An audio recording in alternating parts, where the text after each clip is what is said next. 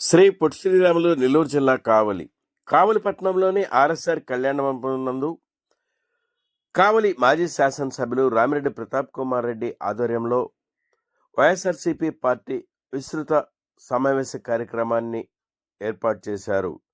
పై కార్యక్రమమునకు ముఖ్య అతిథులుగా వైఎస్ఆర్సీపీ పార్టీ ప్రముఖ నాయకులు, మాజీ మంత్రివర్యులు, నెల్లూరు జిల్లా వైఎస్ఆర్సీపీ పార్టీ ఇన్ఛార్జ్ కాకాని గోవర్ధన్ రెడ్డి తదితరులు పాల్గొన్నారు. రాబో ఎన్నికల్లో వైఎస్ఆర్సీపీ పార్టీని బలపరుస్తూ ఆంధ్రప్రదేశ్ రాష్ట్ర ముఖ్యమంత్రిగా వైఎస్ జగన్మోహన్ రెడ్డిని చేసుకోవాలని, బాధ్యతాయుతంగా అందరూ పనిచేయాలని, బాధ్యతాయుతంగా పనిచేసిన ప్రతి నాయకుడు, కార్యకర్తకు ప్రత్యేక గుర్తింపు ఉంటుందని విస్తృత స్థాయి సమీక్షా సమావేశంలో నాయకులు తెలిపారు. అలాంటి పరిస్థితులు గమనించి పాదయాత్ర చేసి ఆరోగ్యశ్రీ అనే పథకాన్ని మన దేశంలోనే కాదు, ఇంచుమించు ప్రపంచంలోనే మొదటిసారి ప్రవేశపెట్టిన వ్యక్తి రాజశేఖర్.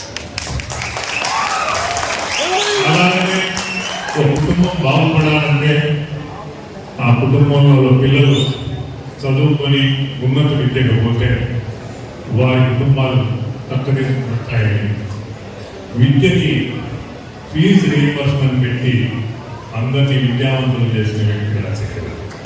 ఈ రెండు పథకాలతో స్థాయిగా అలాంటి వ్యక్తి చూసి ప్రజలందరూ ఆ మహానుభావుడు కొడుకు కాబట్టి ఇంకా ఎక్కువ చేస్తాడని అందరూ ఆదరించారు. ఎక్కడ తను చెప్పిన మాట రాజశేఖర రెడ్డి గారు ముఖ్యమంత్రి అయ్యే నాటికి ఆయన వాగ్దానాలు చేసింది నాలుగే వాగ్దానాలు చేశారు. ఆ 4 వాగ్దానాలు తెలుసు తెలియదు. మీకు అర్హులైన ప్రతి ఒక్కరికి పెన్షన్ ఇస్తా అన్నాడు. అంతకుముందు పెన్షన్లో ఎవరో ఒకరు చచ్చిపోతే ఆ గ్రామాల్లో అవతల ఖాళీలు ఇచ్చేవాడు. అంత కాకుండా అర్హులైన వాళ్ళందరికీ పెన్షన్ ఇచ్చాడు.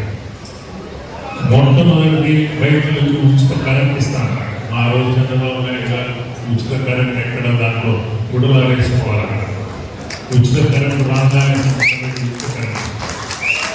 మూడవది మహిళల కళ్ళల్లో ఆనంద రాష్ట్రాలు చూస్తాను వాళ్ళందరినీ లక్షాధికారులు చేస్తాను. మూడవది పొదుపు లక్ష్మి ద్వారా ప్రతి ఒక్క మహిళా సంఘాలకి లక్షలు ఇచ్చాడు. ప్రతి ఒక్క మహిళ సంతోషంగా. నాలుగవది మైనార్టీలకి రిజర్వేషన్ ఇస్తాను. మైనార్టీ రిజర్వేషన్ 5% అసెంబ్లీలో పాస్ చేస్తే ఆనాటి ప్రభుత్వం బీజేపీ వాళ్ళు కోర్టును ఆశ్రయించి కోర్టుకు పోతే దాని మీద చాలా సంవత్సరాలు తగ్గినబడినాయి. కొన్ని వాగ్దానాలు చేయని, కొన్ని చేయని, ప్రతి ఒక్కరికి, ప్రతి ఒక్క సామాజిక వర్గానికి, ప్రతి ఒక్క కుటుంబానికి ఏదో విధంగా వ్యక్తిగతంగా సహాయం చేసిన వ్యక్తి జగన్మోహన్ రెడ్డి. ఇన్ని చేశారు కాబట్టి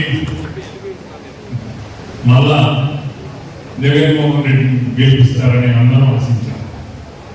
చెప్పి వాగ్దానం కడగకూడదు, చెప్పిన వాగ్దానం నిలబెట్టుకోవాలా, మాట నిలబెట్టుకున్న వ్యక్తిగా ఉండాలా అనే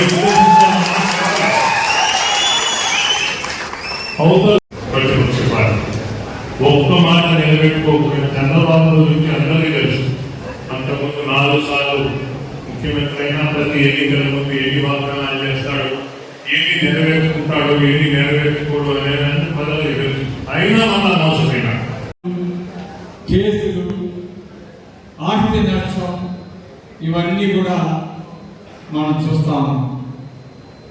ఏ విధంగా కార్యకర్తలను ఇబ్బంది పడుతున్నారు,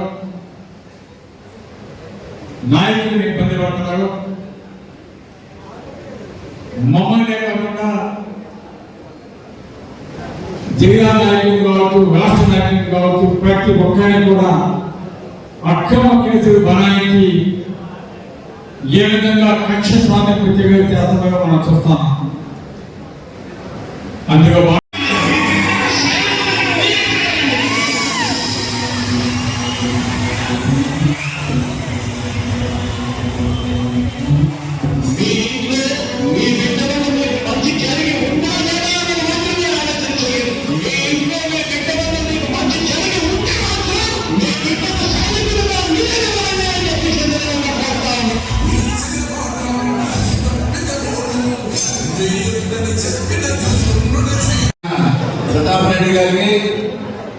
అదేవిధంగా ముఖ్య అతిథులుగా వచ్చేసిన మన జిల్లా అధ్యక్షుడు కాకాని గౌతమ్ రెడ్డి గారికి అదే